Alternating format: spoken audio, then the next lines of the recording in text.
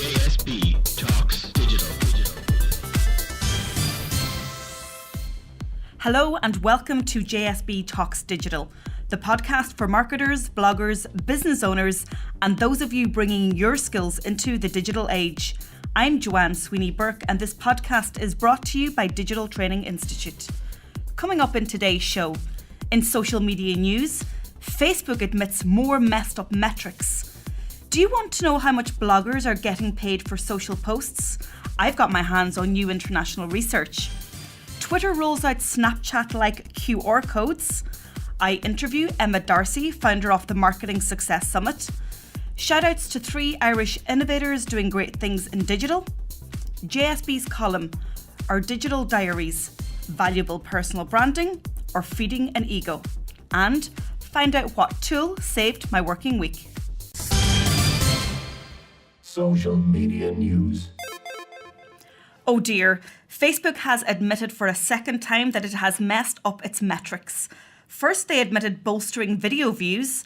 Now they say that they have inadvertently exaggerated ad metrics. So what do you think about this latest confession from the Goliath of social networks? Are you surprised, disappointed, or apathetic? Personally, I'm a little disappointed that the first video views error was disclosed to advertising partners initially and not to all Facebook users.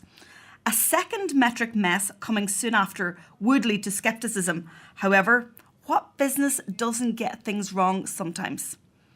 So in terms of this latest Facebook faux pas, Facebook has admitted that page owners will see their 7-day organic reach summary reduced by 33%, while their 28-day summary will be 55% lower on average.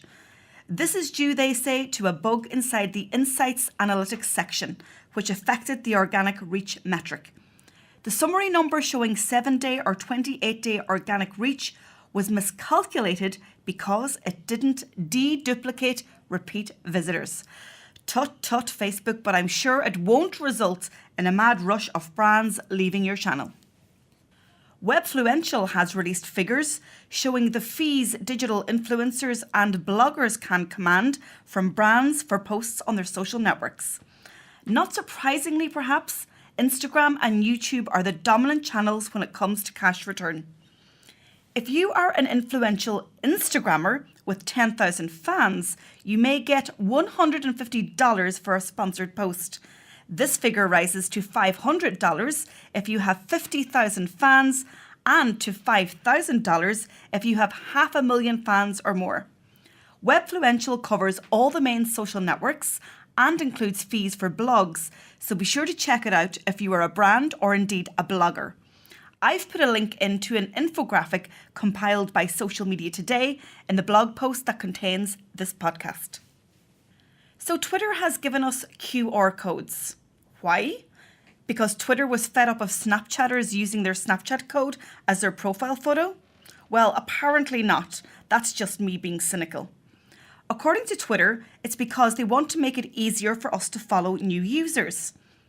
iPhone users can get their unique code by tapping the gear icon in the app and selecting QR code from the drop-down list. You can also add a profile photo to it, much like Snapchat, but instead it will be static.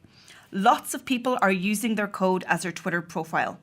Once you have your own Twitter QR code, you can stick it anywhere you like, including not only on your Twitter page, but also on business cards or on other physical documents or on your email signature. Interview. In this week's show, I'm delighted to be joined by marketing specialist Emma Darcy, who is also the founder and creator of the Marketing Success Summit. This free virtual summit gives you access to experts in PR, sales, branding, photography, Google Ads, buyer behavior, Facebook ads, LinkedIn, video marketing, blogging, and so much more. Emma has 20 years experience in marketing and has embraced the digital world with great ease. And she has a particular interest in consumer psychology. Emma, thank you so much for joining me on JSB Talks Digital. Not at all. Thank you so much for having me, Joanne. I'm actually delighted to be here and delighted to be talking to somebody that speaks my language. So I come from a PR background, but you come from a traditional marketing background. Tell our listeners a little bit about yourself. Sure. Well, I said I've done things slightly backwards in that I didn't go to college straight after school. I took that famous year out and ended up not going back. I worked significantly in the horse industry for a couple of years, but a lot of that was involved in sales. So selling of horses for $1 million, but also kind of for a lesser amount. I also then decided to go working in retail. I kind of decided to get a real job, if you will, and I worked for Lidl, the German supermarket company. And so with that, I got an extensive background in sales and in marketing in terms of application, in terms of selling, in terms of merchandising. I guess I was always sorry I didn't go back to college. And so I started doing a Fitting Guilds course in Dublin. And so I started doing it in marketing, and that was back in 1999. I completed that, and again, I suppose always feeling that there was more that I could do and all the rest of it. So I guess I went traveling, came back, again, not sure what to do. But so I ended up going back to college as a mature student, did a business degree, did a master's in marketing. Throughout that time, at various points, I had 5 jobs on the go. A lot of them were got to do with marketing, sales, retail, market research, literally on the road selling all the time. I worked as an area sales manager. So everything kind of converged, if you will, around marketing and sales.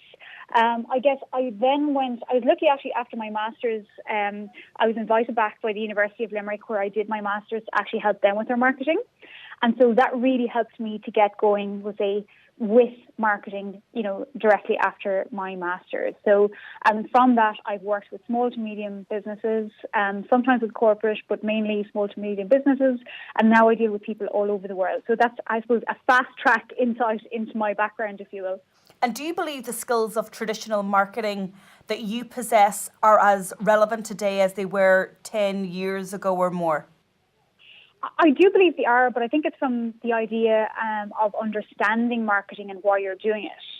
I feel like a lot of people, they know digital or they know Facebook or they know Twitter, but they're lacking the foundation of marketing, which is the understanding of why you're doing it. In other words, they may not have a sales funnel in place. They may not have the skills to actually apply a holistic marketing approach. So I feel like you need both, to be honest, in terms of, if you want to be ultra successful in business. So in your earlier career, you were on the road a lot, meeting lots of people. But you're still meeting lots of people, but they are spread right across the world while you are sitting at your office desk.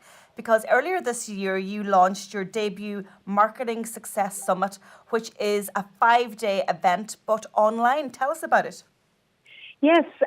Well, basically, I, first of all, turned 40 and decided with that I needed to make myself a little bit more visible, but also to do something for other business owners. So a part of what I've noticed is the lack of education in marketing, like I just said.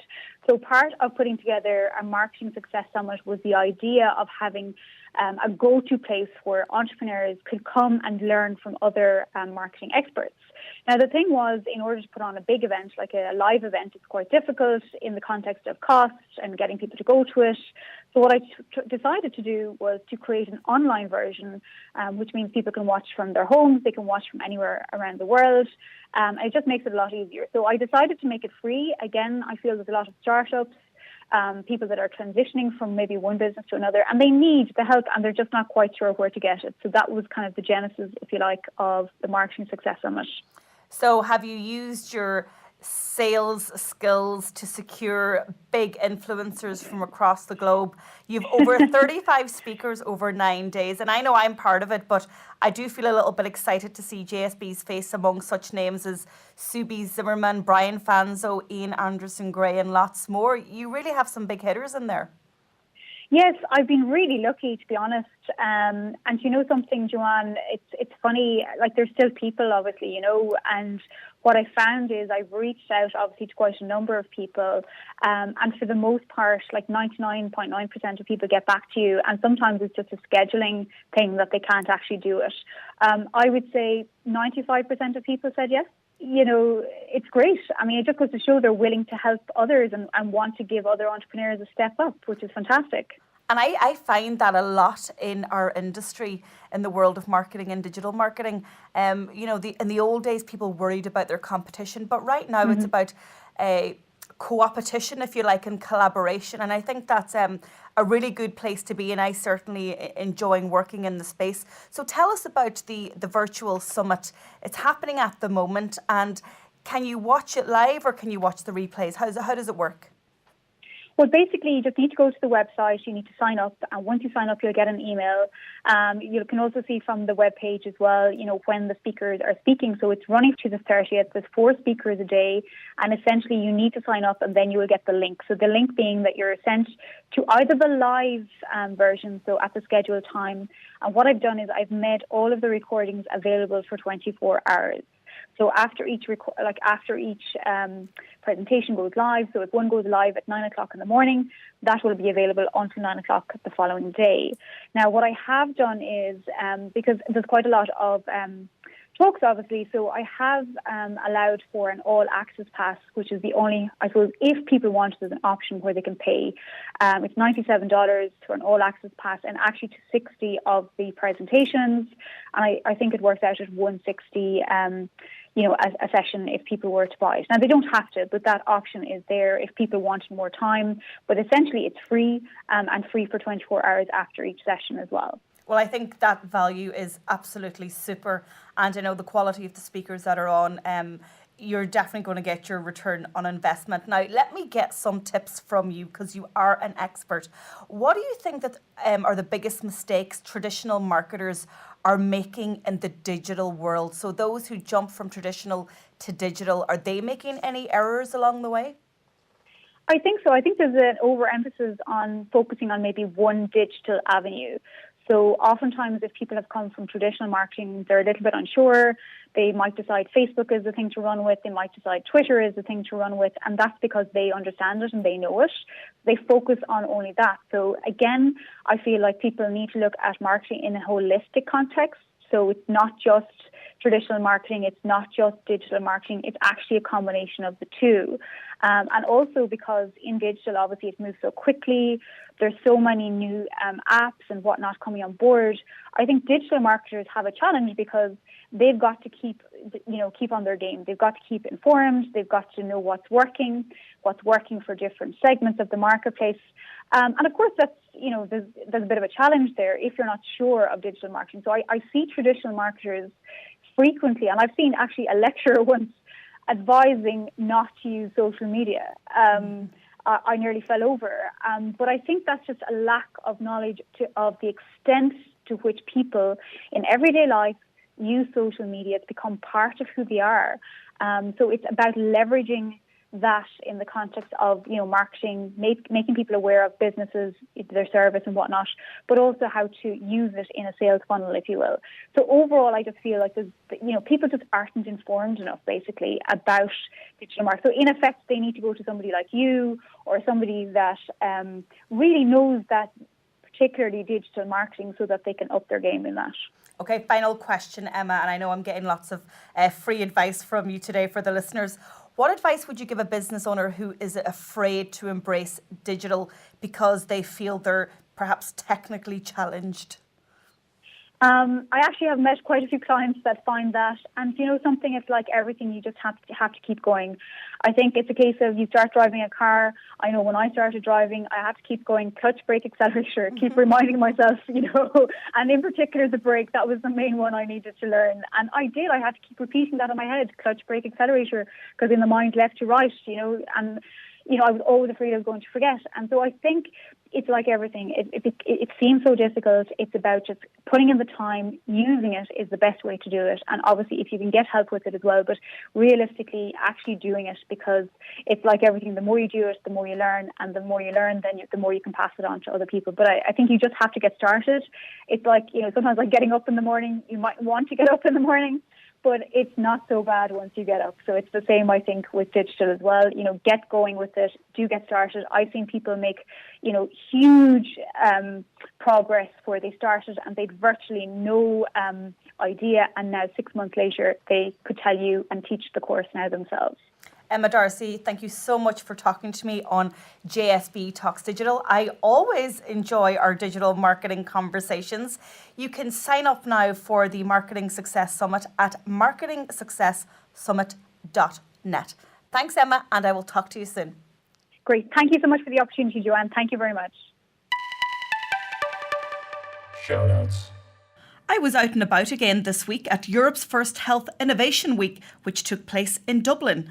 A week-long series of events was hosted by eHealth Ireland and spearheaded by its founder, Richard Corbridge, who is Chief Information Officer with the HSE. I attended the Health Innovation Showcase at the Science Gallery, and I was creating and collecting content for my online channels as well as for this podcast. Have a look at their website, eh2030.com, and tune into a very special episode of JSB Talks Digital soon to hear why Ireland wants to take the lead in e-health in Europe. I'm giving a second shout out to the Marketing Success Summit, which is now live and online. So be sure to register at marketingsuccesssummit.net. Learn from your living room and be inspired by your fireside. This virtual summit is free, so don't miss out. A new master's degree in digital marketing strategy has been launched at Cork Institute of Technology and rolls out in early 2017. This is the first course of its kind in the Munster area, and I hope to have the course director on this podcast very soon. If you have an event you want me to give a shout out to, be sure to get in touch. Tweet me the details to @tweets by JSB. JSB's column. Digital Diaries, valuable personal branding or feeding hungry egos. I'm considering launching a vlog as I've been ignoring the world's second largest search engine for far too long. JSB's Digital Diaries on YouTube will bring to life my work at home and abroad in the digital space and provide you with more insights, personal musings, as well as JSB's digital tips and tricks. Personal vlogs on YouTube are hugely popular, and in fact, among Generation Z, YouTube vloggers are their number one source of entertainment. So I got thinking about this digital age phenomenon. Are vlogs, or as I like to call them, digital diaries, simply another personal branding medium, or are we feeding our own egos? To answer this question, I thought I would put into context why I might vlog. Often it's very difficult to explain to those removed from the social web, or indeed the world of digital marketing, why we do what we do online.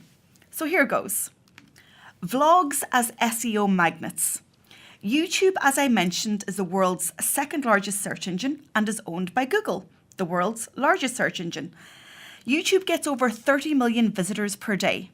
Publishing content on YouTube will increase your search engine visibility, a vital result for all businesses and brands engaged in digital marketing tactics.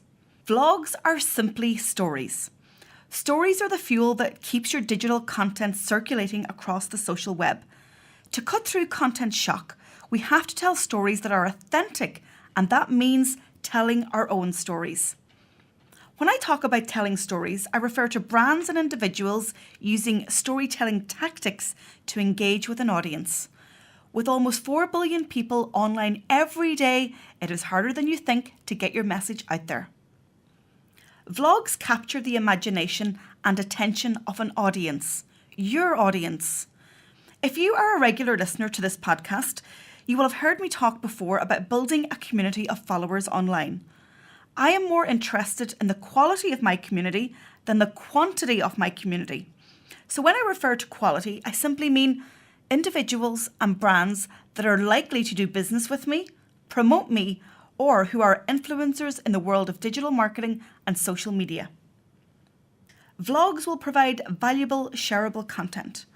Video is the most pervasive content type on the social web, and it's highly shareable. From 10-second Snapchat videos to 10-minute vlogs, videos are more engaging and entertaining, and hence they are more likely to be shared. Vlogs have legacy. The legacy of a video on the social web is mammoth. Consider the value of videos on Google, never mind YouTube as a search engine. And finally, vlogs are very current. They're very hot right now. Not always the best reason to start one, but as a digital marketing practitioner, I like to walk the walk and not just talk the talk. So I'd love your feedback. What would you like to see on JSB's Digital Diaries vlog? How often would you like me to upload a new vlog? And would you tune in regularly? Tweet me your thoughts to @tweets by JSB or snap me your ideas to JSB Snaps. Social media tool of the week. Do you want better insights from your Twitter analytics? Why not try the free version of Twitonomy? This tool provides detailed and visual analytics on anyone's tweets, retweets, replies, mentions, and hashtags. You can browse, search, filter, and get insights on the people you follow and those who follow you. You can export tweets, retweets, mentions, and reports to Excel and PDF reports in one click. You can monitor your interactions with other Twitter users, and you can get and export search analytics on any keywords, hashtags, URLs, or users. You can monitor tweets from your favourite users, your lists, and keyword searches, and get actionable insights on your followers with followers reports. Track your followers' growth over time, so why not, if you want to get better insights from Twitter analytics, log on to twitonomy.com. Thanks as always for tuning into JSB Talks Digital. I really enjoy writing, recording, and publishing this weekly podcast. Thanks to everyone who takes 20 minutes out to flex their digital marketing and social media muscles with me. It's great to know that I have loyal listeners. I also love feedback, so let me know what you'd like to hear on the show. As always, I'll have everything discussed on the episode on my blog at digitaltraining.ie. To ensure you never miss an episode, make sure you subscribe on your smartphone on iTunes or Stitcher. You can also subscribe on SoundCloud. If you're interested in becoming a guest on JSB Talks Digital, or if you have an event you want to promote, then simply drop me an email to joanne@digitaltraining.ie. If there's a topic you want me to cover, please tweet me at tweets by JSB. I'm Joanne Sweeney Burke. This has been JSB Talks Digital. Thanks for listening, and I'll talk to you soon. JSB Talks Digital.